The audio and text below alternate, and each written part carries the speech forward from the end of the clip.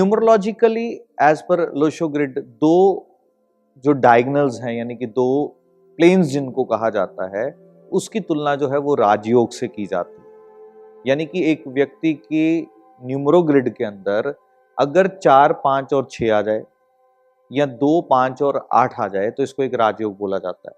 यानी कि इसको सक्सेस प्लेन 1, सक्सेस प्लेन 2 बोला जाता है, सिल्वर प्लेन, गोल्डन प्लेन बोला जाता है।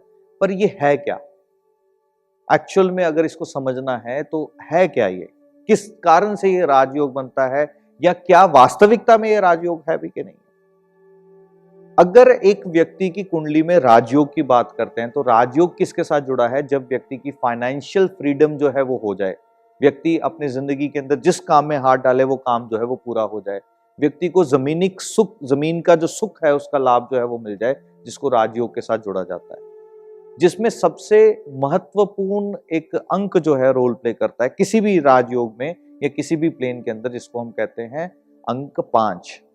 क्योंकि अंक 5 चाहे आपका सिल्वर प्लेन है जो 4, 5 और 6 मिलकर के बनाते हैं, चाहे आपका गोल्डन प्लेन है यानी कि हम बात कर रहे हैं 2, 5 और 8 की, तो 5 जो है वो केंद्र है और 5 क्या है? बुध यानी कि मरकरी, यानी कि बुद्धि का उपयोग एक राजयोग को क्रिएट करने में, यानी कि एक व्यक्ति अपनी जिंदगी में बुद्धि का सदुपयोग करके ही किसी शिखर तक जो है वो पहुंच पाता है।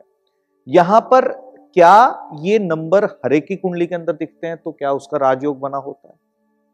ऐसा संभव नहीं है, क्योंकि ये कॉम्बिनेशंस जो हैं इनके साथ साथ कुछ अंकों का होना बहुत महत्वपूर्ण है। जिसकी कुंडली के अंदर 4, 5 और 6 है उसकी कुंडली में साथ साथ में 2 का होना अनिवार्य है। जिसकी कुंडली में 2, 5 और 8 है उसकी कुंडली में इनके साथ साथ 4 का होना अनिवार्य है, तो जाकर के राजयोग बनता है। क्योंकि ये केवल और केवल नंबर्स नहीं है, ये क्या है? ये कॉम्बिनेशन है किसका? ये कॉम्बिनेशन है कुछ प्लैनेट्स का। वो प्लैनेट्स क्या रोल प्ले करते हैं? प्लैनेट्स एक व्यक्ति की जिंदगी के अंदर जुड़े हुए किसके साथ?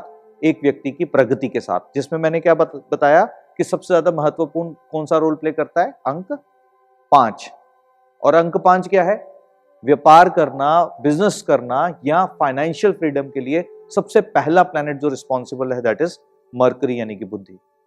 सो टू कंक्लूड, अगर आप समझेंगे कि किसी की डेट ऑफ बर्थ में अगर 4 भी है, अगर 5 भी है, अगर 6 भी है, तो उसके साथ 2 का होना अनिवार्य है। यानी कि चंद्रमा की वाइब्रेशंस जो हैं वो साथ में जुड़ी हों तो वो राजयोग कंप्लीट माना जाएगा। और जिसकी कुंडली में 2, 5 और 8 है उसकी कुंडली में साथ साथ 4 अगर होगा तो वो कंप्लीट राजयोग जो है वो माना जाएगा।